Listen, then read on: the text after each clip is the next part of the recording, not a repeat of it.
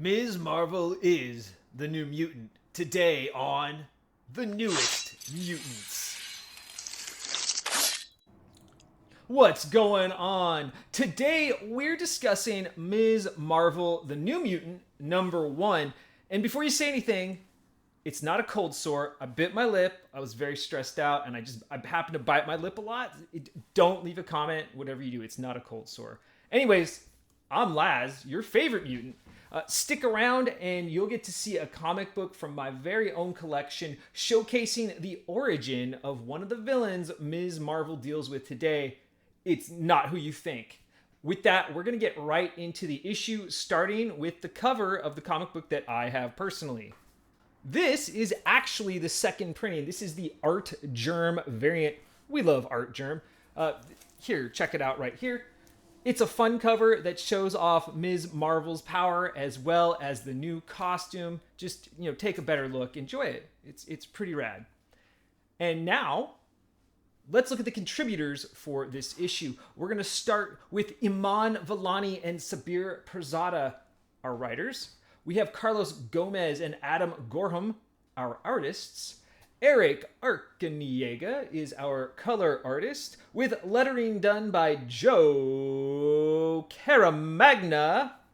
And of course, as always, his most worshipfulness, C.B. Cebulski, is our editor-in-chief at Marvel Comics. Now, let's get marveling. Our tale begins with Ms. Marvel, Kamala Khan, in a dream. It's a weird one involving Captain Marvel. In this dream, Ms. Marvel is fighting herself in front of a crowd. Then she's facing off with all sorts of heroes in the Marvel Universe. It's really weird. But at the end, she meets this strange, and I mean like Doctor Strange cape-wearing type character in space with a silver face.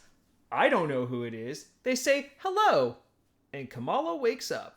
Kamala wakes up and it is her first day at college. At an Orchis-run university, we don't like Orchis, of course, the X-Men gave her a mission to infiltrate it and find whatever secret Orchis is hiding there.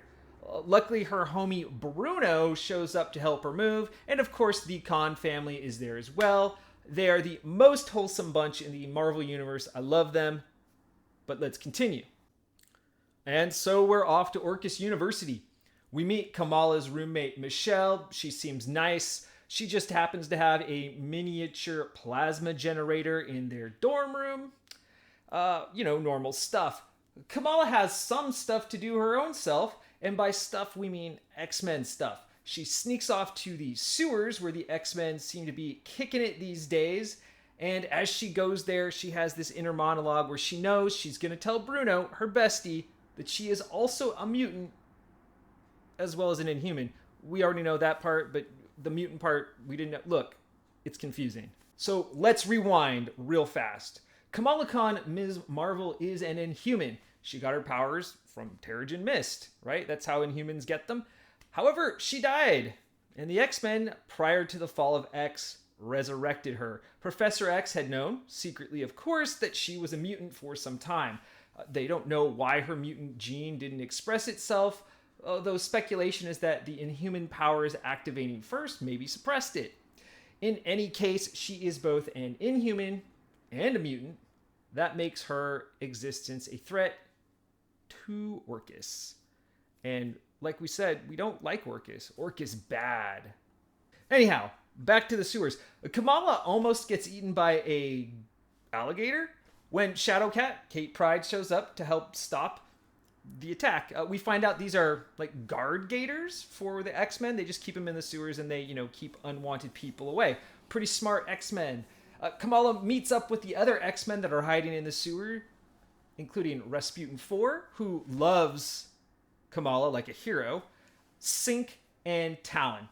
Sync informs Kamala there is a secret underground lab or base beneath the university, and it is her job to find it. She's going back to the university, but before she leaves, Talon asks if Kamala is having any concerns they should be worried about. Kamala thinks about her recurring nightmares, but does not mention it to the team.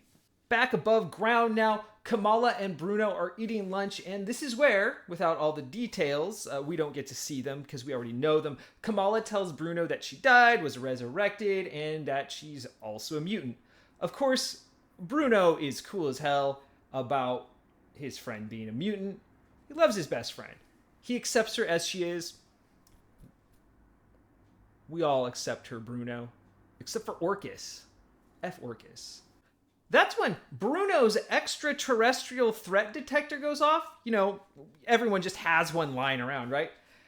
And Kamala then changes into Ms. Marvel using her new X-Men costume. Pretty rad.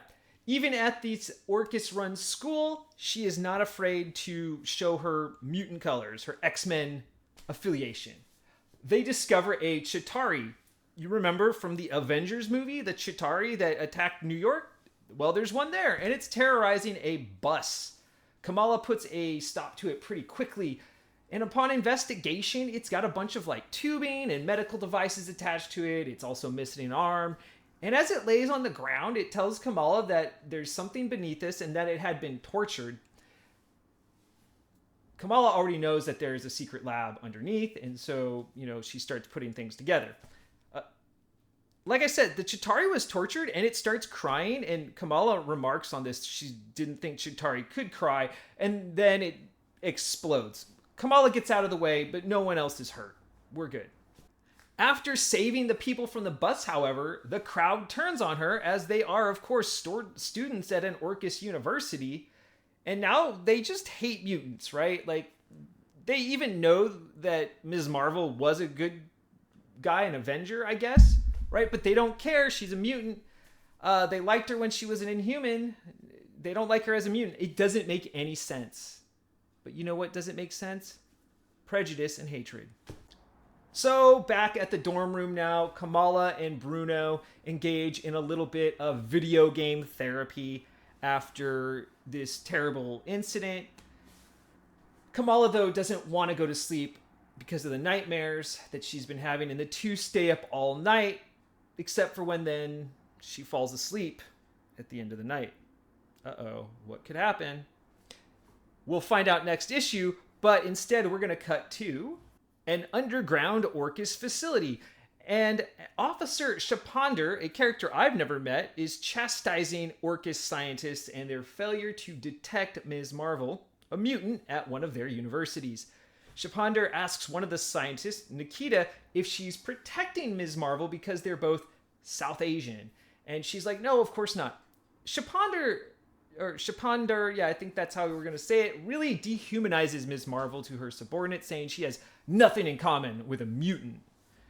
We end with her saying, Ms. Marvel as a mutant is the best thing that has happened to us and the worst thing that has happened to mutant kind. And that's the book! This, of course, is the part of the episode where I thank you for making it this far. I have a question today. Do you like Ms. Marvel as a mutant? So far, we don't know what her mutant ability is, but is this something that we like? It certainly makes her unique, I think, among Marvel characters, being both an Inhuman and a mutant. I wonder if this is something they're going to do in the comics to maybe perhaps pave the way for mutants in the MCU. I don't know. I really prefer to keep those universes as separate as possible, and I'm not always for the MCU influencing the comic book universe, which is, in my opinion, the actual sacred timeline. In any case, I want to hear what you think, so please leave a comment, and while you're down there, feel free to hit that like and subscribe button for more mutant mayhem. With that, we're going to jump right into my takeaways for this issue.